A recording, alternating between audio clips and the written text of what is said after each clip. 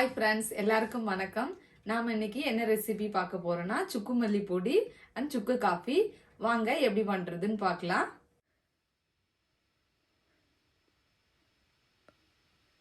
100 gram மல்லி எடுத்திருக்கேன்.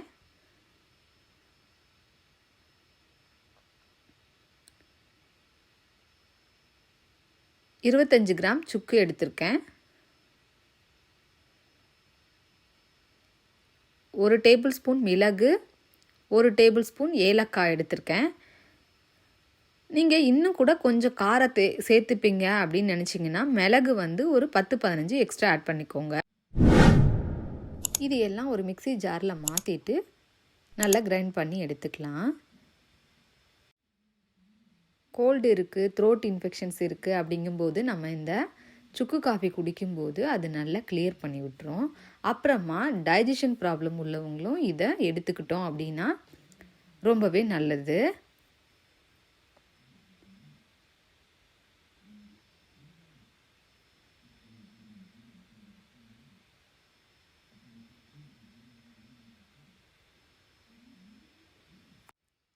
அவ்வளோதான். இந்த அளவுக்கு நல்லா பவுடராக அரைச்சி எடுத்துக்கோங்க.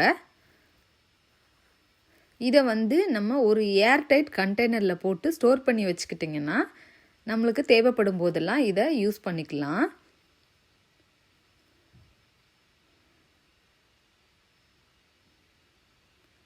ஸோ இந்த மாதிரி அரைச்சி ஸ்டோர் பண்ணி வச்சுக்கோங்க. இப்போது நம்ம சுக்கு காஃபி போடலாம். இதில் நான் 2 டம்ளர் தண்ணி சேர்த்துருக்கேன்.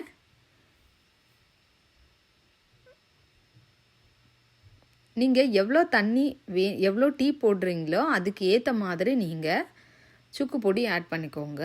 2 டம்ளருங்கும்போது நம்ம இதில்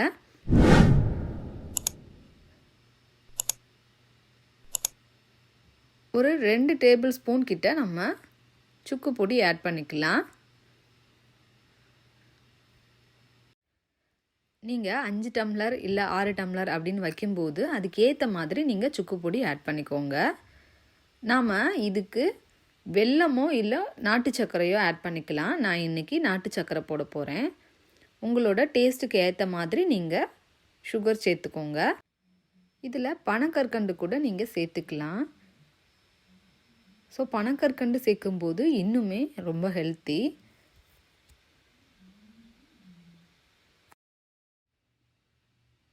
இதுக்கு வெல்லமோ இல்லை நாட்டு சர்க்கரை தான் டேஸ்ட்டு நல்லாயிருக்கும். ஸோ அதுவே சேர்த்து பண்ணுங்கள். இந்த பொடி சர்க்கரை எல்லாம் ஆட் பண்ணதுக்கு அப்புறமா இது நல்லா கொதி வரணும். ஒரு 5 மினிட்ஸுக்கு மேலேயாவது இதை நல்லா கொதிக்க விடுங்க. அது கொதிக்கும் போதே அந்த சுக்கு மல்லியோட ஃப்ளேவர் அவ்வளோ அட்டகாசமாக வரும். ஸோ பாருங்கள், நல்லா அந்த மாதிரி பாயில் ஆகிட்டுருக்கு. ஸோ இப்போ ஒரு 5 மினிட்ஸ்க்கு மேலே ஆயிருக்கு. நல்லாவே கொதிச்சிட்ருக்கு. இப்போ இதை நாம் வடிகட்டி எடுத்துக்கலாம்.